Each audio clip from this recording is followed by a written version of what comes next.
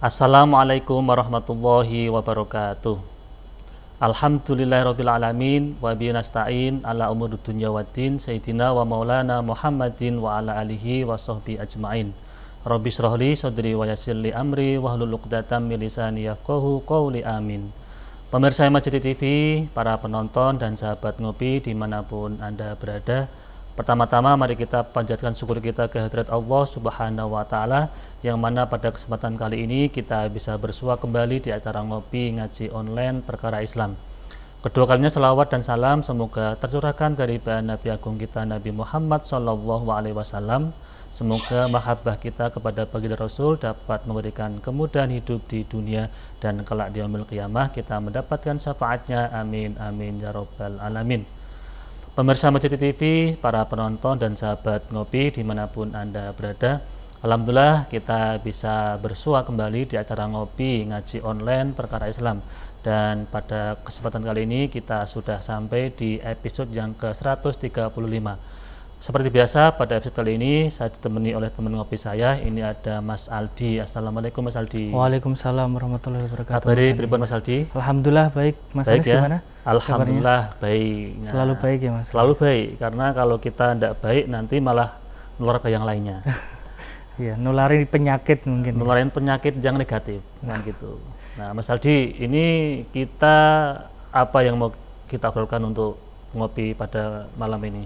Nah, ini kan sudah memasuki bulan Agustus ya Mas Anis. Oh iya, ini bulan Agustus Mas ya? Nah, bentar lagi kan ada event besar di negara kita juga kan. Hari ulang tahun gitu ya? Ya, hari lahir atau hari apa itu?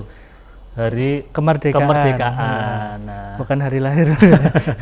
Nah, kalau di tempat saya Mas Aldi, itu di kampung itu, setiap kali menjelang tanggal 1 Agustus itu diumumkan oleh Pak RT, Pak RW untuk nanti disuruh mengibarkan bendera merah putih. Ya, ini sudah mulai dikibarkan kan ini kan. Nah, sudah. Artinya itu bentuk syukur kita sebagai warga negara bahwa kita pernah dijajah kemudian merdeka. Jadi tidak disuruh untuk perang tapi untuk mengibarkan, kadang sulit itu Mas Aldi. Iya. Apalagi kalau kita itu sekarang kan kita anak muda juga kan Mas Anis kan juga anak muda juga, ketua Karang Taruna juga ya sekarang ya. Kelihatannya seperti itu. Nah, ini juga kan juga hubungannya dengan pemuda dan pasti Karang Taruna kan juga agak sibuk kan kalau event-event kemerdekaan kayak gini kan. Ini juga apalagi 17-an kan ada, kalau lomba-lomba itu kan ada jalan sehat macam-macam itu. Tapi begini Mas Aldi, kira-kira menurut Mas Aldi hubungan anak muda dengan kemerdekaan itu apa Mas? Kalau anak muda dengan kemerdekaan mungkin bahasanya mungkin kebebasan ya Mas. Kalau individu ya, mungkin anak muda sekarang juga kan pengennya kan bebas kan Mas Anis. Kayak misal kita pengen bebas, nggak dikekang sama orang tua atau dengan aturan-aturan tertentu kan. Kadang anak muda kan ada perasaan seperti itu juga kan, pengennya pengen bebas gitu ya. Artinya ini bebas yang tanpa aturan atau sesuai aturan ini? Nah, ini mungkin juga perlu dipertanyakan juga sih nanti Mas Anis. Kebebasan yang dimaksud anak muda sekarang itu yang seperti apa gitu. Karena kan kadang rancut juga. Sekarang zaman globalisasi, banyak juga informasi dari luar datang ke sini. Bahkan kebudayaan juga sudah masuk. Ini kan menjadikan anak muda seperti kita ini jadi terprovokasi untuk ikut budaya orang luar. Iya. Budaya yang liberal gitu kan. Artinya apakah itu juga termasuk bentuk dari kebebasan atau justru itu malah menghilangkan jati diri bangsa kita Mas Aldi? Karena kan kita mungkin dasarnya aku pengen jadi manusia merdeka gitu, nggak terkekang sama siapapun gitu kan. Nah, mungkin agar lebih jelas kita datangkan narasumbernya langsung aja sih Mas Anis. Oke, kita datangkan ya Mas ya, kepada Kiai Iman Fadilah, monggo bisa gabung bersama kita, monggo. Monggo Kiai. Monggo. Assalamualaikum Pak Yai. Waalaikumsalam warahmatullahi wabarakatuh. Nah, kabarnya pripun ini? Alhamdulillah sehat ya. Nah, ini lama tak jumpa ini, sudah berapa bulan kita nggak ketemu ini. Kesibukan. Nah Pak Yai, tadi saya Mas Aldi itu ngobrolin tentang hari kemerdekaan. Ini kan bulan Agustus. Tapi kita kaitkan dengan anak muda. Anak muda hari ini kan cenderung pengen bebas. Nah, bebas yang seperti apa menurut Islam itu apakah harus sesuai dengan aturan atau itu tanpa aturan, Pak Yai? Monggo. Ya, terima kasih. Assalamualaikum warahmatullahi wabarakatuh. Waalaikumsalam warahmatullahi wabarakatuh. Teman-teman semua yang saya hormati, saudara-saudara sekalian, kaum muslimin dimanapun berada. Yang pertama saya kira kita masuk di bulan Agustus ini ya kaitannya dengan generasi muda adalah bagaimana kita ini memahami keterkaitan sejarah sehingga kita bisa menikmati hidup dengan santai tadi, dengan kebebasan, dengan ekspresi, dengan melakukan apa saja kreativitas kepemudaan ya, kemudian progresivitas dalam kegiatan apa saja itu tentu tidak given pasti ada urutan-urutan sejarah yang menjadikan kita seperti ini itu dulunya bagaimana gitu. Ada prosesnya berarti. Prosesnya. Nah, proses ini yang kita sebut sejarah. Jadi anak muda diharapkan untuk mengetahui, sadar dan mempelajari tentang sejarah, khususnya sejarah bangsa kita ini Indonesia.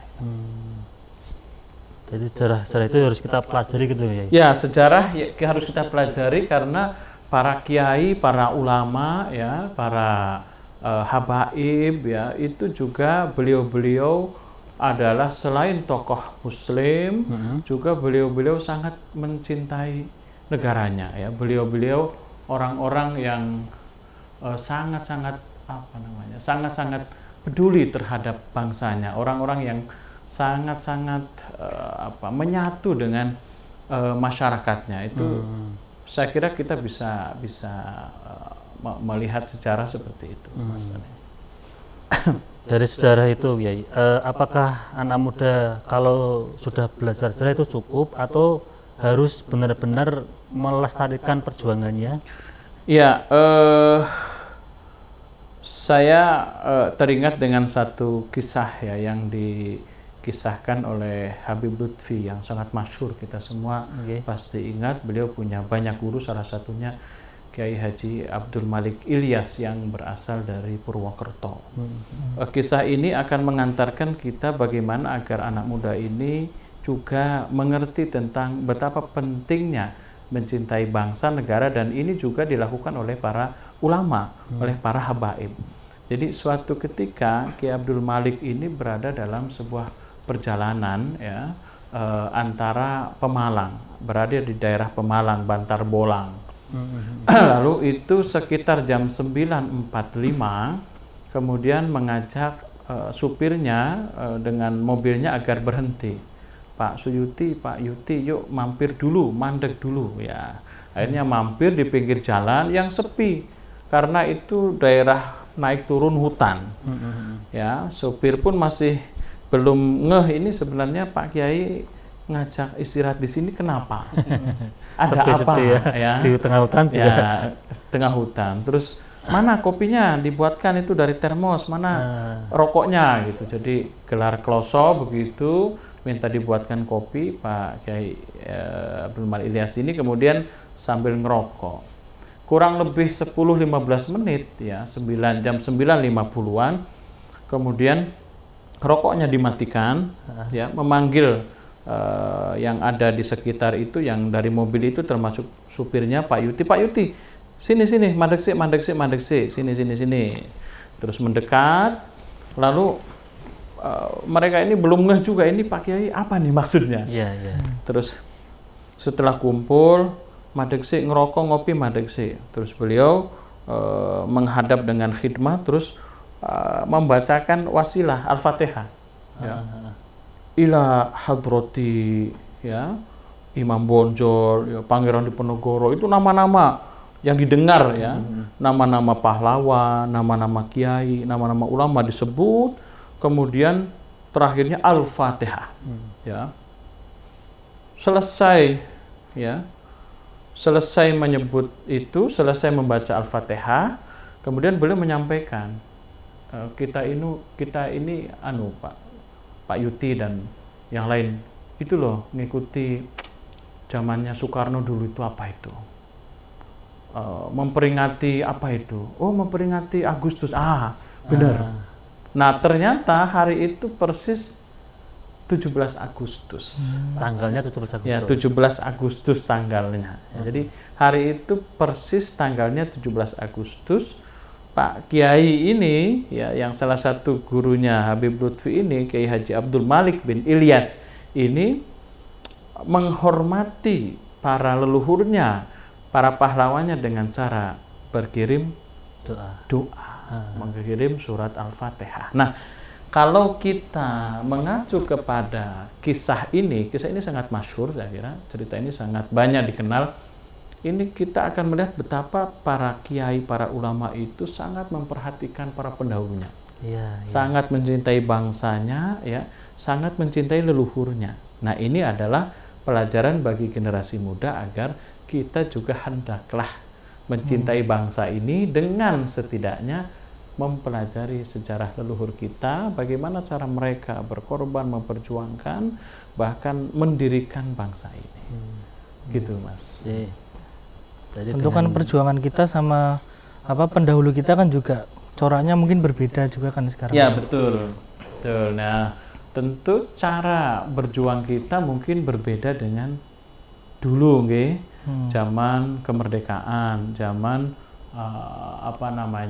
BPUPKI, ya, seperti apa BPUPKI, ya PPKI, sampai kemudian merumuskan dasar negara seperti apa. Nah, sekarang sudah tahapnya berbeda. Jadi tetap berjuang, cuman beda konteksnya. Ya, mungkin konteksnya berbeda. Nasionalisme pada saat itu mungkin melawan secara fisik, ya, terhadap penjajah dengan mengangkat senjata, ya, kalau di Temanggung dengan babu runcing, ya.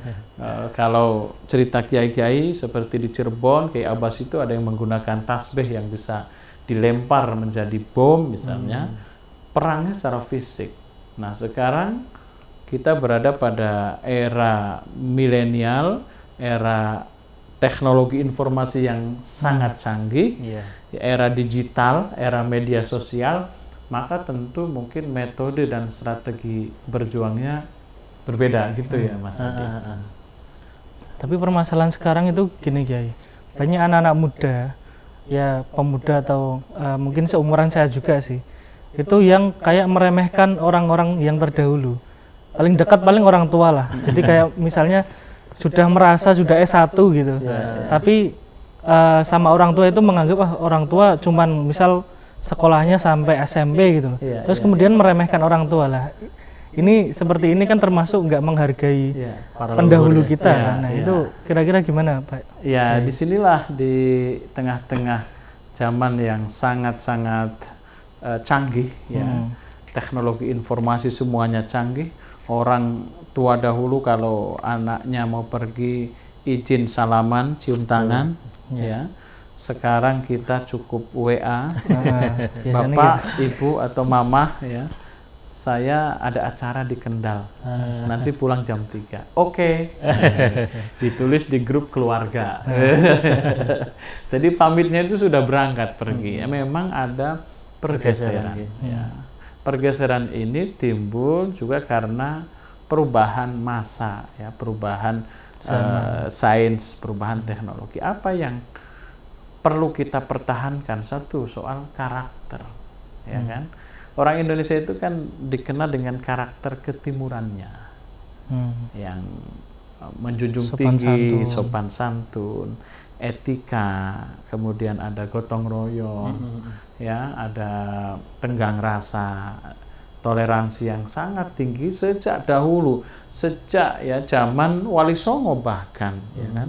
Bagaimana kita mengerti praktik tenggang rasa toleransi di Kabupaten Kudus yang sangat tinggi antara Sunan Kudus dengan masyarakat yang belum Islam saat itu, ya, Hindu Buddha misalnya, sampai sekarang.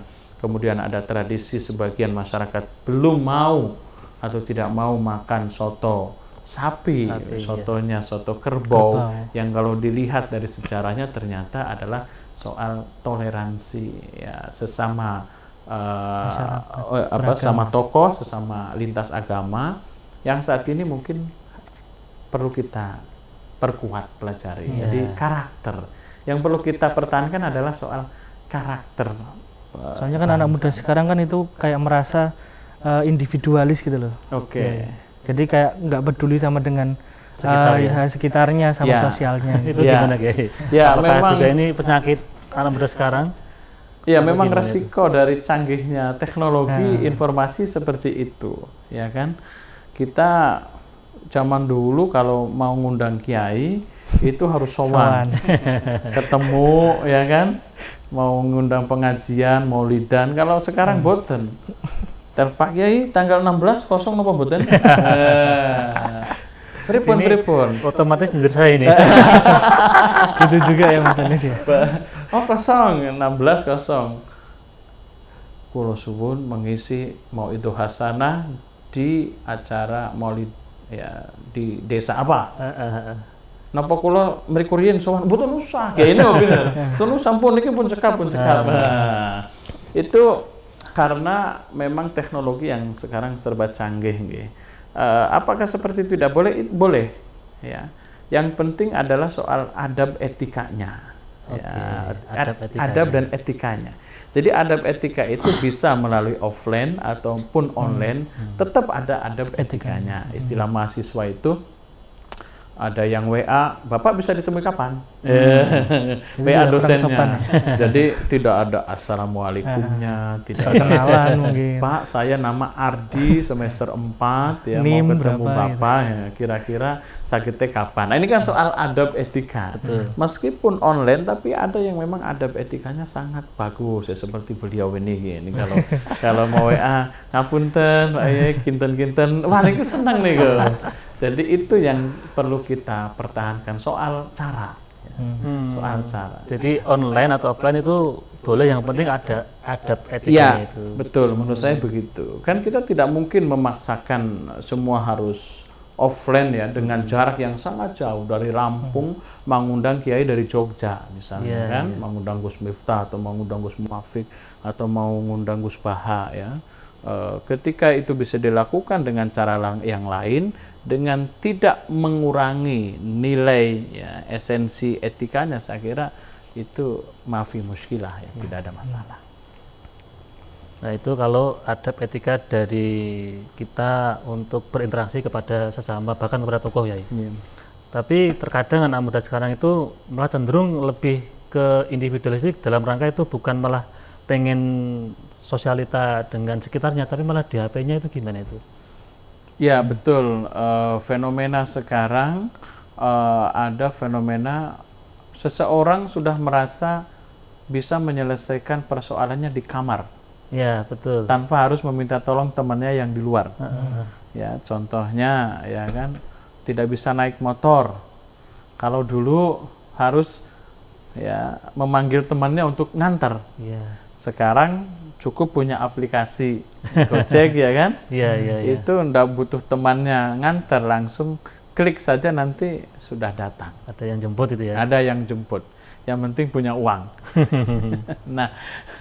Nah itu soal interaksi dan ketergantungan. Semakin seseorang itu tidak tergantung dengan yang lain, dia maka akan semakin merasa bisa menyelesaikan masalahnya sendiri. Semakin dia bisa merasa menyelesaikan, mengumpulkan masalahnya secara sendiri, itu berpotensi untuk dia semakin siap dengan kesendiriannya. Ya, maka disitulah dia akan betah di kamar 6 jam, 8 jam. Karena itu ya? Semua kebutuhan sudah tercukupi. Tidak butuh ada temannya yang ngambilkan gelas, tidak butuh ada ngobrol curhat, karena curhatnya sudah bisa cukup lewat telepon kan. Disitulah potensi-potensi individualisme itu kemudian secara natural akan hilang gitu ya. Akan ada pada diri kita, mungkin kepada siapapun. Tapi itu beda ya untuk kedepannya, apalagi untuk bangsa kita yang sudah 78 tahun ini.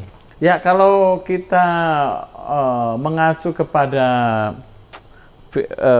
filosofi Jawa misalnya, mangan ora mangan ngumpul, ya kan, sing penting ngumpul misalnya kan, kita kan gitu ya, mangan ora mangan sing penting ngumpul, maka ya ini menjadi terkikis karena kita itu jiwa-jiwa yang terbiasa untuk berkomunitas, berkomunalitas, ya. kumpul, Nongkrong. RT, RW, nongkrong, ibaratnya katanya ngopinya kurang jauh. Nah, itu kan sebenarnya Dalam rangka mengkritik mengumpul ya terhadap seseorang yang pengetahuannya pendek, jarang main, jarang kumpul, ya kan, lebih banyak menyendiri, lalu kita kritik, wah ini kurang ngopi, ya ngopinya kurang jauh. Sebenarnya itu otokritik tentang pola interaksi yang saling membutuhkan.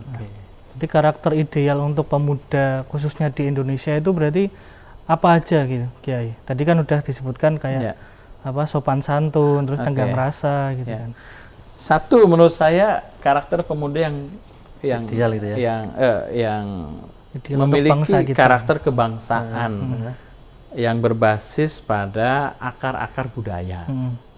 Artinya budaya lokal wisdomnya itu Ya, dipakai. lokal wisdomnya harus tetap kita pegang. Ada gotong royong, ada itu sudah otomatis, kita kan orang-orang tua kita dulu seperti itu. Ada gotong royong, ada tenggang rasa, ada kemandirian, ada kerjasama, ada musyawarah, sebagaimana yang termaktub di dalam Pancasila. Saya kira apa yang termaktub di dalam Pancasila itu sesungguhnya menggambarkan tentang karakter kedewasaan, khususnya juga bagi semua orang, khususnya bagi generasi muda. Jadi kalau generasi muda memiliki 5 karakter itu, ketuhanan artinya dia secara akidah bagus, ya kan, terus secara kemanusiaan, secara komunalitas kesatuan, secara musyawarah, itu kan prinsip-prinsip karakter yang dimiliki oleh bangsa kita ini. Seorang pemuda atau tugas pemuda setidaknya memiliki karakter-karakter itu. Itu kadang diantitesakan ya dengan karakter-karakter yang, mohon maaf, kadang ada istilah barat dan timur, ya kan? Kalau karakter-karakter barat ya dinarasikan sebagai karakter yang praktis, ya tidak ada rikah-rikuh, ya kan? Langsung karakter yang profesional, terukur, ya. Tidak ada angga-unggu, ya pokoknya kalau salah ya orang tua, orang muda, ya kan? Nah ini kadang agak membedakan, dan saya kira ya, diakui apa tidak, orang timur ya memang masih memiliki karakter-karakter seperti ini. Mau ngimami nunggu yang sepuh dulu, ya kan? Mau duduk di depan meskipun datang duluan, karena lebih muda ya tidak berani ke depan, ya. Nah ini yang agak membedakan mungkin dengan karakter-karakter yang kita sebut dengan dunia barat itu. Apakah itu justru tidak kan kalau kita ngomong barat dengan timur kan lebih maju dunia barat kan, Jai?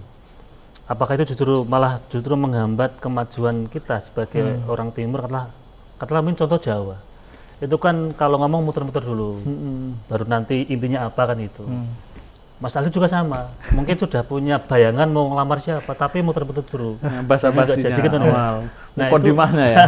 Itu apakah juga masalah ada itu ya untuk Iya, saat memang kita itu Undang-Undang Dasar aja ada pembukaannya ya. Ada preambulnya. Ya, pembukaan itu bahwa ya. Tergantung cara pandangnya. Oke, cara pandang. Ya, kalau orang dengan manajemen waktu, dengan prinsip praktis yang sangat termanage, maka susah untuk diaplikasikan dalam konteks budaya Jawa. Contohnya, seseorang mau janjian pergi ke suatu tempat, janjiannya jam 7. Ya. Temannya jam 7 belum datang. Kalau OTW padahal. Perspektif ya orang barat, jam 7 nggak datang, tinggal, karena dia harus sampai sana jam 7. Tapi kalau orang Jawa yang lebih mementingkan pertemanan, nggak enak, daripada engkau di seneni di nasoni, kau si entene 5 menit. 5 menit lagi. 5 menit belum datang, ya 10 menit. Ya. Terus ya kan, sampai setengah 8 datang, maaf banget, aku tadi wis mangkate pas, tapi bane kempes pripo. Kita mau marah nggak jadi kan. Akhirnya berangkat dua-duanya dengan terlambat. Lalu sudah terlambat itu dia bilang gini, saya lebih baik datang terlambat tetapi masih bersama daripada datang duluan tapi meninggalkan teman. Itu kan kita banget, maksudnya kadang komunitas kita itu masih begitu banget, rapat ya kan, molor. Ayo dimulai, nanti belum nunggu teman-teman lah, ini belum datang masa rapat 3 orang, yang diundang 20, yang datang tepat waktu 3 orang. Akhirnya ditunggu, yang datang duluan, ayo mas ini sudah setengah jam molornya. Iya, tapi kalau kita mulai sekarang, nanti mereka datang malah usul yang baru lagi. Ya, ngulangi lagi. Gitu. Ngulangi lagi. Nah ini kebiasaan yang ada di sekitar kita dan kita sulit ya untuk kemudian merubah secara drastis ya. Ya, artinya kan kalau secara langsung kan itu tidak produktif ya. Artinya kan molor waktu kemudian jadi waktu itu senggang, tidak ada manfaatnya itu loh. Nah, mestinya kita juga memiliki karakter disiplin ya. Disiplin, sebagaimana ajaran-ajaran agama tentang sholat itu kan ajaran disiplin. Ya. Ajaran sholat kan disiplin. Imam ya imam, makmum ya makmum. Kalau sudah jadi makmum kan nggak boleh mendahului imam. Itu kan sebenarnya ada ajaran disiplin. Kalau sudah waktunya sholat ya berarti sudah harus dimulai sholat. Meskipun sudah siap tapi belum waktunya adzan duhur ya dia nggak boleh sholat duhur duluan. Nah ini sebenarnya kan kita itu diajari disiplin. Nah tinggal bagaimana manifestasi nilai-nilai ajaran agama ini dalam konteks keseharian berbangsa, bernegara, termasuk bagi pemuda ini. Gitu Mas Anin. Iya. Tinggal kita bagaimana itu bisa belajar tentang tadi ya kedisiplinan tadi ya. Ya. Biar tidak tadi Mas Aldi rapat molornya setengah jam, 1 jam itu kan jadi nggak produktif. Kebiasaan siapa itu Mas Andi? Kalau di sini nggak ada lah ya. Dan itu juga kadang cenderung begini, ada sebagian anak muda itu cenderung individualistik karena ketika berhubungan dengan sosial di komunitas tadi kayak gitu tadi. Ada mungkin rasa kecewa karena ada rapat tapi kok molornya panjang. Itu kan jadi kecewa kemudian nggak ikut di komunitas itu kan jadi. Nah ini itu gimana? Terus kemudian dia itu malah cenderung belajar dengan diri sendiri, kemudian tadi di kamar nggak keluar kemana-mana karena tadi ada kekecewaan itu. Ya inilah kadang beda beda prinsip. Ya. Prinsipnya beda prinsip. Sementara kadang-kadang ada satu kepemimpinan yang tadi lebih mendahulukan pokoknya kebersamaan meskipun kadang melanggar hal-hal lain, melanggar kedisiplinan, melanggar kesepakatan, demi konco, demi pimpinan rapatnya malah belum sampai, sudah ngundang sendiri, gitu. Urung teko dhewe kan malah ke emosi, gitu. Tapi karena sudah konco lawas, itu. Kalau sudah teman lawas itu kan apa-apa di makfu. Dimaafkan. Alah, habis apa? Kita kan sudah berteman 15 tahun, masa gini aja ribut. Nah, ini sebenarnya soal pola ya, pola. Artinya tidak benar juga sebenarnya kita menoleransi tentang kemunduran seperti itu, tidak disiplin itu. Saya kira bukan karakter asli bangsa juga bukan. Ya, ini kan soal tipe kepemimpinan. Nah, tapi tidak bisa dikebiah-uyah disamakan bahwa semua sama, enggak juga. Ini kan soal kesepakatan saja. Ada juga ya organisasi tertentu, kelompok tertentu yang mengajarkan kedisiplinan karena memang kadang-kadang tergantung ketuanya juga, kadang tergantung pengurusnya juga. Ya kan, organisasi ini berjalan kadang-kadang kan tergantung pola kepemimpinannya. Artinya kalau pengurus atau ketua bagaimana membuat pola kepada anggotanya gitu ya? Ya betul. Pengurus ketua ini kan setidaknya memberi pengaruh terhadap warna organisasi itu sendiri. Ya. Saya kira begitu. Siap. Gimana Mas Aldi? Sudah ada gambaran untuk rapat-rapat kita ke depan? Sudah, harus tepat waktu kayak Mas Aldi. Karena soalnya kan kalau kita, berarti kan kita tetap disiplin tapi juga fleksibel gitu nih. Karena kan kita nggak tahu ada sesuatu apa di jalan, kita kan kadang nggak tahu lah. Harus toleransi gitu Mas ya. Makanya dalam organisasi itu, dalam kepemudaan itu ada 2 aspek yang perlu kita perhatikan, kesepakatan dan kesepahaman. Kesepakatan dan kesepahaman. Jadi sebuah organisasi kepemudaan, organisasi apapun bentuknya dari ya. awal itu harus ada kesepakatan dan kesepahaman. Kalau dari awal ada kesepakatan, oke, setiap rapat, kita rapatnya setiap Senin ya jam 8. Maka yang menyepakati ini harus ada yang konsisten dengan omongan tadi. 2 orang, 3 orang, ya tetap dimulai. Ada yang terlambat, enggak apa-apa. Tapi sudah dimulai sesuai dengan kesepakatan. Tidak hanya butuh kesepakatan, butuh kesepahaman di dalam berorganisasi, di dalam berinteraksi generasi muda ini. Karena satu dengan yang lain kebutuhannya berbeda. Satu dengan yang lain kegiatannya berbeda-beda. Jadi harus bisa memahami gitu ya? Ya, ada yang berangkatnya dari Kendal, ada yang berangkatnya dari Medoho, ada yang berangkatnya dari Salatiga, kan? Sementara rapatnya sama, kondisi di jalan beda-beda. Nah, kita juga perlu saling memahami. Ya. Jadi perlu kesepakatan dan juga perlu kesepahaman. Nah, itu enak. Kalau berorganisasi dengan prinsip-prinsip itu enak, nggak ada saling manyun, tidak ada saling mutung, ya. Yang 3 orang disiplin datang, wis kita mulai setengah jam rampungi rapat. Yang teko keri salah dewi, bener tapi nggak pas. Jadi harus ada kesepakatan sama ya, kesepahaman. ada kesepakatan dan ada kesepahaman. Oke, ya ini menarik. Kita bahas tentang anak muda, kemudian kebebasan, apalagi ini kemerdekaan. Tapi sebelum lanjut, kita akan jeda iklannya mau lewat dulu. Monggo kopinya. Capek.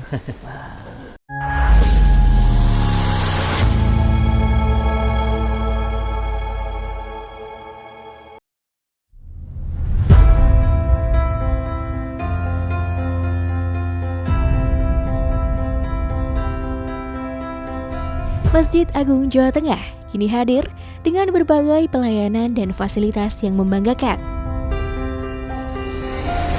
Berdiri di pusat bumi Jawa Tengah, masjid ini semakin kokoh menciarkan ajaran agama Islam, tidak hanya di kancah lokal dan nasional, tapi juga internasional.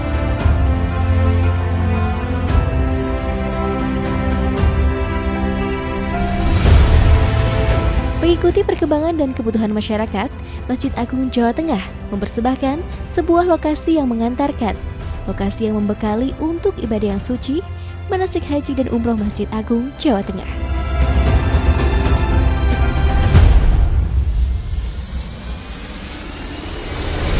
Dilengkapi replika bangunan Ka'bah, Bukit Safa dan Marwah, beserta area manasik yang luas, maka lokasi ini tepat untuk menjadi pilihan Anda melakukan proses manasik sebelum melaksanakan ibadah yang suci.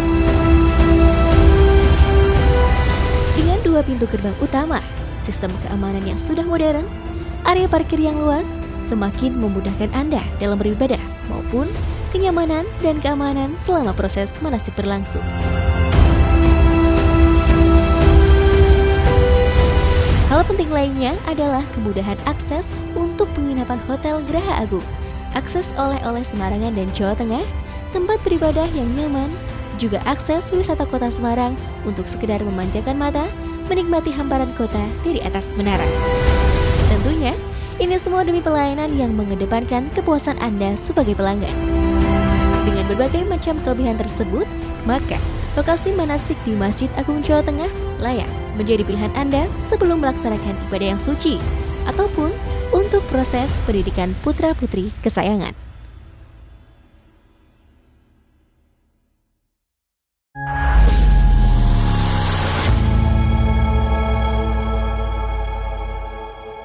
Pemirsa Masjid TV, para penonton dan sahabat ngopi dimanapun Anda berada, kembali lagi bersama kami di acara ngopi ngaji online perkara Islam. Ini masih bersama Kiai Iman Fadilah dan Mas Aldi. Nah, Pak Kiai, tadi menarik kita bahas tentang bagaimana anak muda itu bisa punya nilai yang lebih untuk memeriahkan kemerdekaan RI ini. Nah, apakah anak muda itu bebasnya itu bebas tanpa aturan atau harus sesuai dengan aturan, Jai? Ya, saya kira anak muda ini kan dari sisi usia, dari sisi pemikiran itu kan sangat menggelora gitu ya? menggelora, bergejolak ya, pengen hal-hal baru. kemudian memiliki banyak impian dan lain sebagainya. Keinginan. Pada titik itu kita beri ruang. Jadi anak muda harus diberi ruang seluas-luasnya. Tetapi anak muda ini harus kita pegangi prinsip-prinsip. Kalau dalam berbangsa berarti prinsip kebangsaan. Kalau dalam berorganisasi berarti prinsip keorganisasian, gitu kan.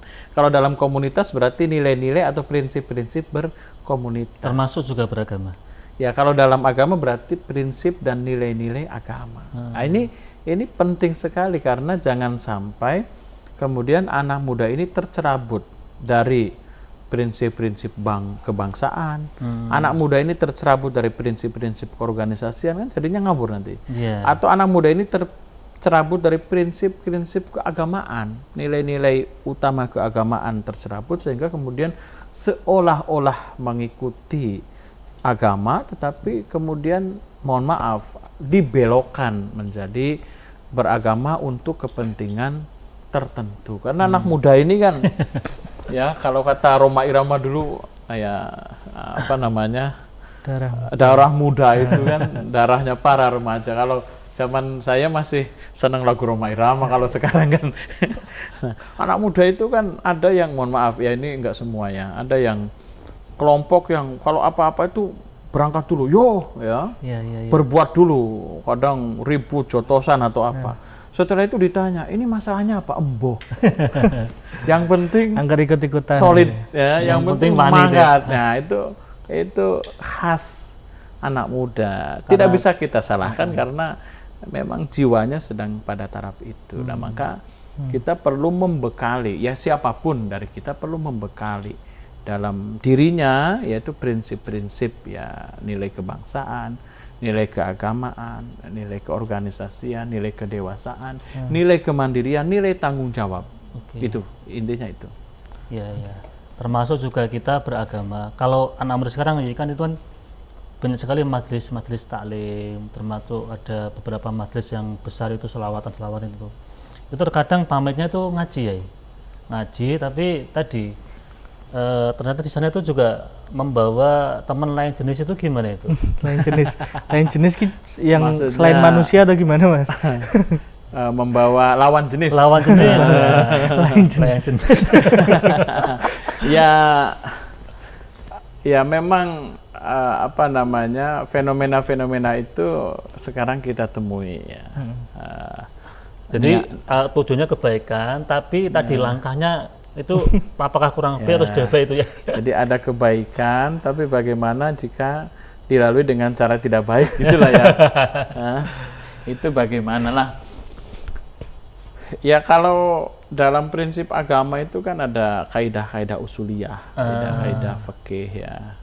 Ada kaidah ma la yudraku kulluh la yutraku kulluh ya. Jika tidak dapat semuanya ya minimal dapat sebagian. Ini sebenarnya haddul adna, batas minimalis. Jadi dalam beragama itu ada nilai-nilai batas minimalis dan ada nilai-nilai batas maksimalis. Tergantung kepada siapa objeknya.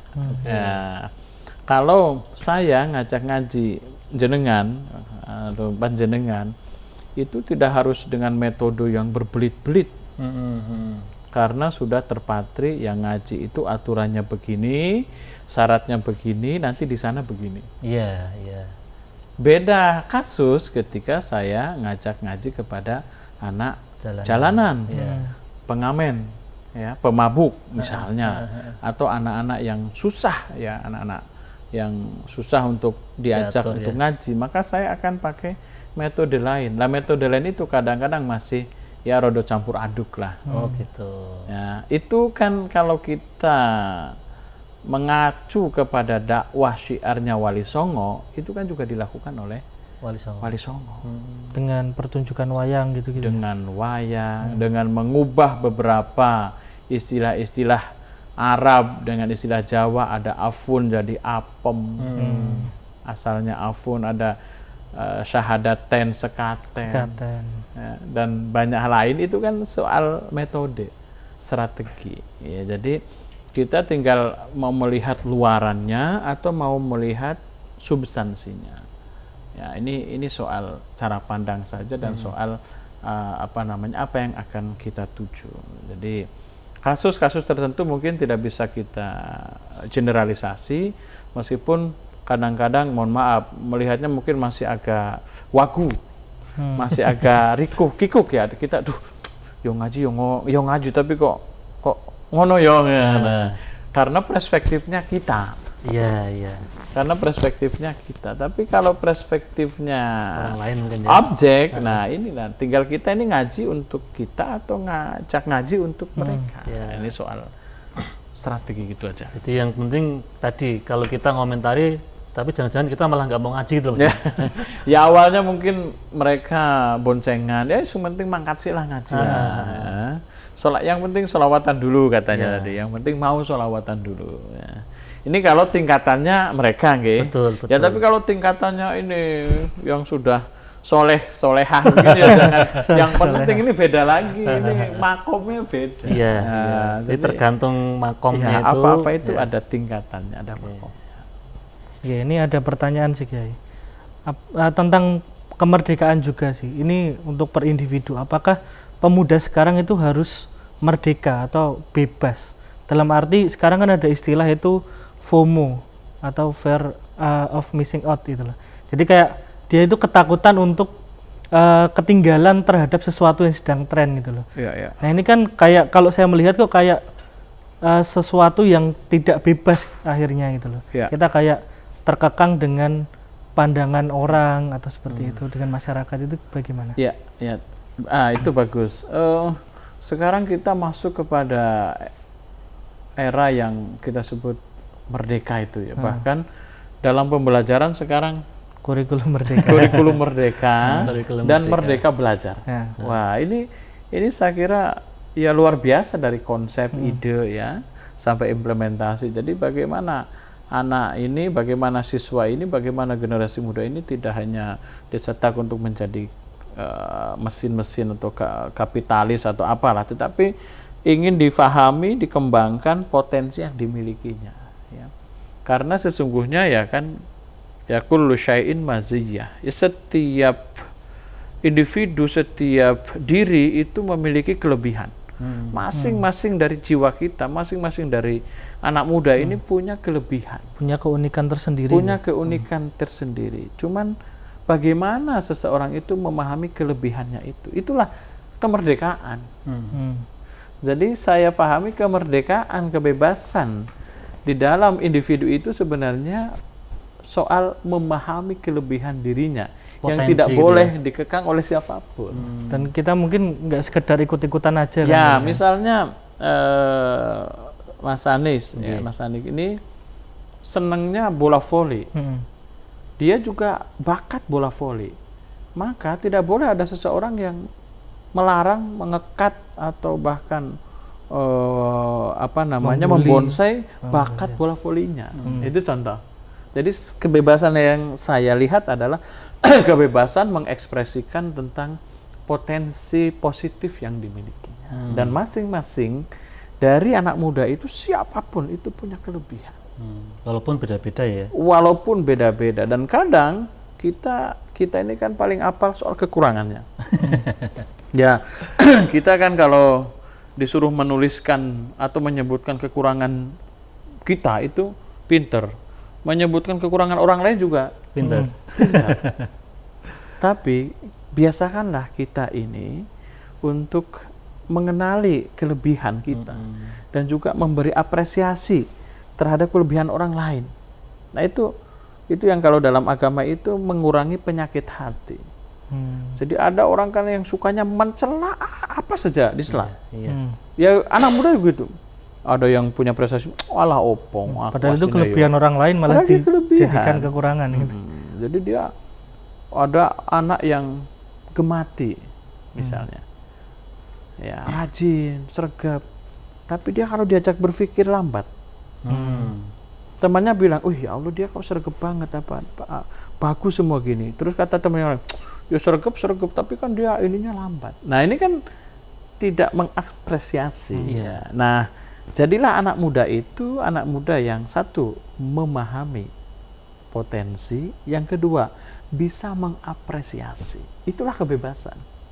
Itulah kebebasan. Nanti endingnya kan jadi apa, anak muda yang punya manfaat buat orang lain gitu kan. Ya disitulah spirit kemerdekaan, kebebasan menurut saya di situ.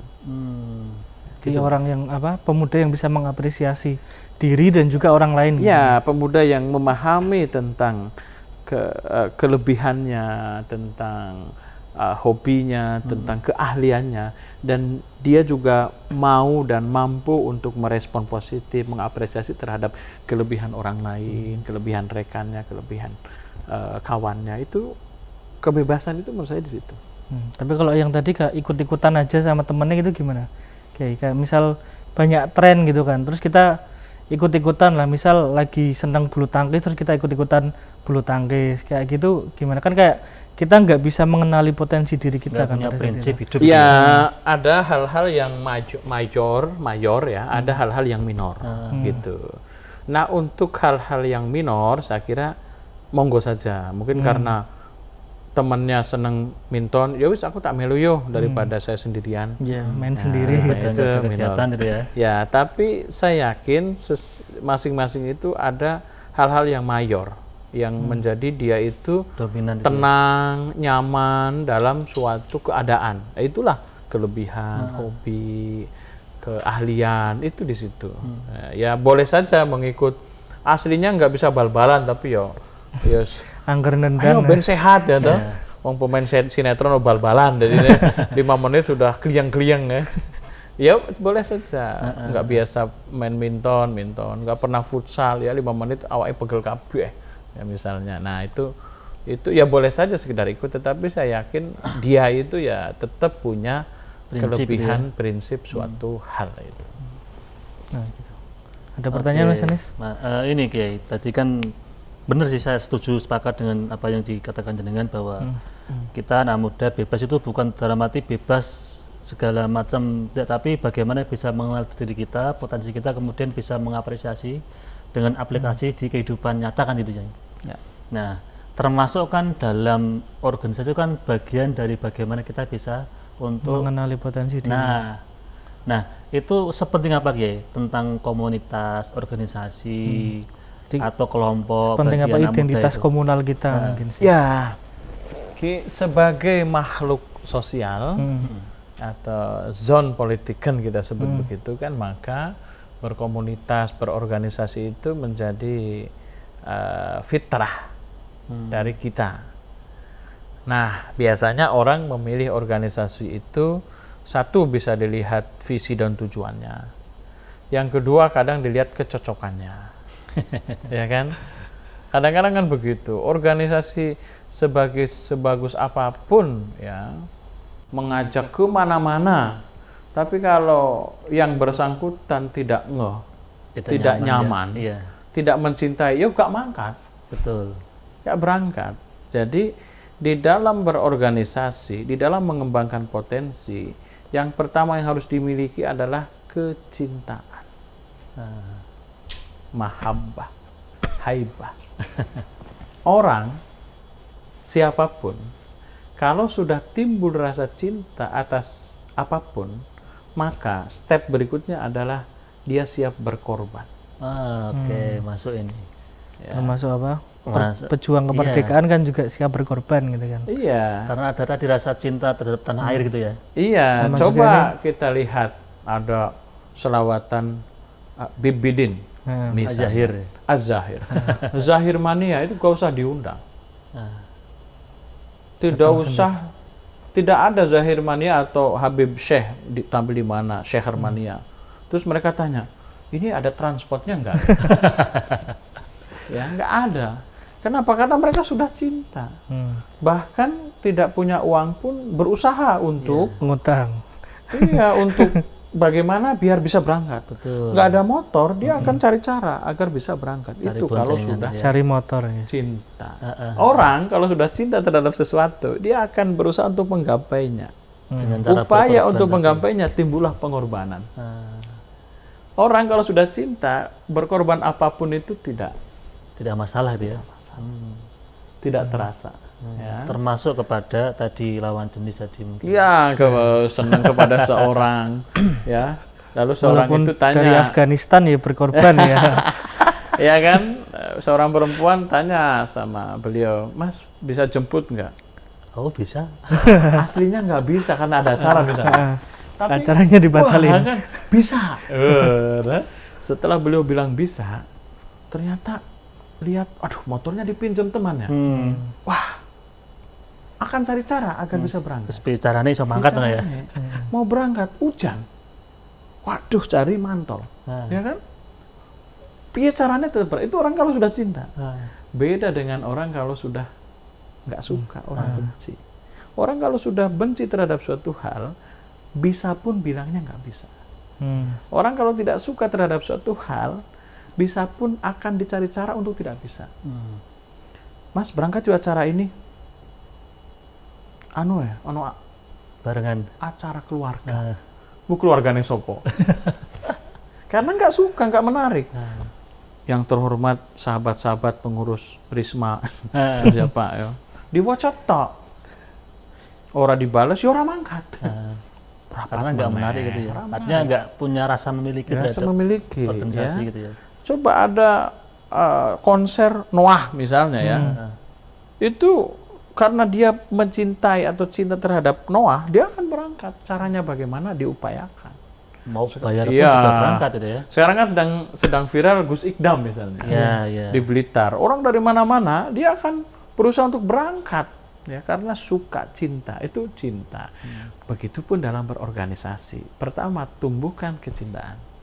Karena orang dengan cinta dia akan siap untuk berkorban. Yang tidak bisa pun akan diupayakan bisa. Jangan sampai kemudian di organisasi justru tidak timbul kecintaan apapun, maka tidak akan jadi apapun, akan jadi aktivitas yang aktivisme. Apa itu ya? Berkegiatan tapi hanya sebatas memenuhi kewajiban saja. Hanya sebatas memenuhi itu, apa namanya, Instastory atau status WA. Ya, saya bagian humas, ya penting surat tak kayak kono wes. Ya, popo aku pin gitu. Jadi tidak ikhlas itu ya. Aktivitas yang just aktivisme. Tidak bernilai. Tidak punya inovasi juga kan. Tidak bernilai keakraban. Ya. Tidak bernilai kesolidan, tidak memasarkan lembaganya. Orang kalau cinta ketika ditanya, Risma gimana? Bagus. Saya di Risma dapat pengalaman, dapat ilmu, dapat wawasan. Kalau Termasuk cinta, dapat jodoh dia. dapat jodoh. Itu orang kalau cinta itu akan menjadi PR sendiri. Nilai sendiri ya. PR sendiri. Maka berorganisasi itu atau anak muda itu dalam banyak hal tumbuhkan rasa cinta. Oke. Iki kalau itu berorganisasi, kemudian ini momentum kemerdekaan dalam rangka berbangsa dan bernegara. Sikap anak muda itu harus bagaimana? Ya, sikap anak muda ya ciptakan kecintaan dan nasionalisme. Oke. Ya kan? Jangan sampai anak muda lagu Indonesia Raya Nggak hafal. ya, Pancasila nggak hafal. Pancasila nggak hafal. Suruh upacara wegah ya. Nah, upaya untuk menciptakan, menumbuhkan kecintaan itu ya melalui pengenalan sejarah, diceritakan tentang tokoh-tokoh yang sangat berkontribusi terhadap bangsa ini, perjuangannya, pengorbanannya. Nah, itulah fase-fase untuk menumbuhkan rasa kecintaan, rasa nasionalisme. Itu sangat penting. Walaupun kita kan setelah kemerdekaan itu kan pasti kita terus maju ke depan kan ya, kayak apa mewujudkan visi dan misi daripada kemerdekaan itu sendiri. Tapi kita juga tetap harus mengingat sejarah juga berarti ya. Ya itu kan kalau dalam istilah Aswaja itu al-muhafadzatu 'alal qadimis sholih wal akhdu bil jadidil aslah. Ya, kita itu ke belakang harus menghormati, menjaga nilai-nilai yang sudah diajarkan. Ke depan harus berinovasi, berintegrasi, progresif terhadap perubahan-perubahan yang ada di depan mata. Gitu berarti harus seimbang ya, antara imbang. kita memandang ke depan dan juga ke belakang. Mungkin ibaratnya kalau kita naik motor juga arahnya ke depan juga lihat spion kan, takutnya ada yang Tapi kalau nabrak misalkan gitu. lama-lama atau lebih kita mengingat masa lalu juga repot ya. Romantisme masa lalu gitu kan akhirnya kita nggak maju-maju kan. Ya, Gampangnya kalau sama mantan susah move on gitu. Gamon ya, gagal move on. Jadi harus seimbang antara masa lalu dengan masa depan. Ya, masa lalu harus kita pelajari sebagai ibrah. Masa depan harus kita hadapi sebagai tantangan, kesempatan dan peluang. Oke, luar biasa nih. Kita anak muda harus benar-benar bisa tadi menghormati leluhur, Mas Aldi. Tapi dengan cara, kalau misalkan nih, kalau di kita kan ada tradisi ziarah, kemudian tadi mengirim doa Fatihah, itu apakah sudah sesuai atau? Ya, ziarah itu kan ya spiritnya ya satu ya zikrul, ya kalau dalam konteks keagamaan zikrul maut lah. Mengingat ya, kalau kita berziarah ke Mbah Soleh, kita akan melihat, mengenang siapa Mbah Soleh Darat itu. Dari sisi keilmuan, beliau banyak mengarang kitab. Ya, yang bisa jadi kita ini belum banyak membaca kitab-kitabnya. Sebagai generasi muda, kenapa kita tidak membaca kitab-kitabnya beliau yang sangat progresif, sebagaimana ada santri-santrinya seperti R.A. Kartini yang sangat cemerlang itu. Itu kan ziarah, itu kan begitu. Ya. Selain itu kita kirim doa. Tetapi selain kirim doa, kita punya tazkirah, punya ibrah. Nah, inilah generasi muda harus mengambil ibrah. Tidak hanya terus datang, kasih bunga, atau selesai, enggak kan. Kita akan tahu, Mbah Soleh Darat itu siapa beliau, berguru di mana, ya kan. Beliau sangat alim allamah, karyanya banyak, ya. Muridnya luar biasa, termasuk gurunya ulama Nusantara, ya kan, bla bla bla bla bla bla gitu kan. Ketika melihat Kiai Hashim, ketika melihat Kiai Haji Ahmad Dahlan, ternyata pernah sama-sama berguru kepada beliau Mbah Soleh, maka kita akan membaca semakin luas. Ke sana lagi ya, ke Kaliwungu kita akan ketemu dengan makam Mbah Guru Kiai Asy'ari, ternyata salah satu gurunya Kiai Soleh Darat. Terus jadi betapa luasnya pengetahuan itu, dan ini anak muda harus ambil keluasaan pengetahuan, wawasan. Jadi selain tadi untuk mentoladani, juga kita bisa melanjutkan estafet beliau-beliau itu kan untuk hari ini kan, walaupun konteksnya berbeda ya. Kalau zaman digital gimana untuk momentum kemerdekaan ini bisa diisi apa saja ya? Ya, saya kira kita bisa mengisi konten-konten yang positif ya melalui medsos masing-masing, ya, bisa ngupload lagu Indonesia Raya, bisa ya kan, ucapan ya Dirgahayu oleh masing-masing. Ya, kita kan punya akun ya, Facebook, punya Instagram, punya Twitter, punya macam-macam lah, mungkin channel YouTube, ya. Ya, inilah momen kita mendesiminasi kemerdekaan dalam media sosial, dan kita harus isi. Itulah saya kira anak muda begitu. Tapi kan bukan hanya sebatas euforia saja, artinya misalkan nih 17 Agustusan kita isi, kita refleksi, tapi setelah itu sudah kita balik lagi, itu gimana? Ya, minimal mengisi itu dulu. Minimal itu ya. Syukur-syukur setelah itu kemudian ada refleksi ya, didiskusikan, ya kan. Setelah dibuatkan flyer, kemudian didiskusikan. Setelah diupload, kemudian kita obrolkan, atau kita validasi, kita konfirmasi kepada tokoh, kepada guru kita, kepada sesepuh yang masih ada. Itu kan saya kira bagian dari cara mengisi kemerdekaan bagi generasi muda. Gitu Mas Anis. Jadi tidak hanya sebatas euforia kegiatan saja gitu ya. Tapi harus ada tindak lanjut setelah itu juga kan. Jadi biar ada rasa terima kasih kita kepada para leluhur, Mas Aldi. Oke, Mas Aldi, ada lagi pertanyaan dari netizen? Cukup Mas Anis. Cukup. Pak Iman Fadilah, ini karena waktunya sudah habis, mungkin ada closing statement bagi para pemirsa untuk pesan-pesan untuk para pemuda untuk kebebasan, kemerdekaan, gimana monggo? Iya, mengisi kemerdekaan tentu sebagai generasi muda kita harus ambil bagian. Yang pertama adalah soal bagaimana kita mengenali diri, mengenali potensi diri. yang kemudian kita mampu ya mengaktualisasikan potensi ini untuk mengisi kemerdekaan ini menjadi lebih bermakna. Tentu dengan tidak melepaskan kesejarahan kebangsaan ini, para leluhur yang kita ambil nilai-nilai kejuangannya. Demikian, terima kasih. Assalamualaikum warahmatullahi wabarakatuh. Waalaikumsalam warahmatullahi wabarakatuh. Terima kasih Pak Kiai Iman Fadilah, Mas Ali, terima kasih sudah nemenin ngopi.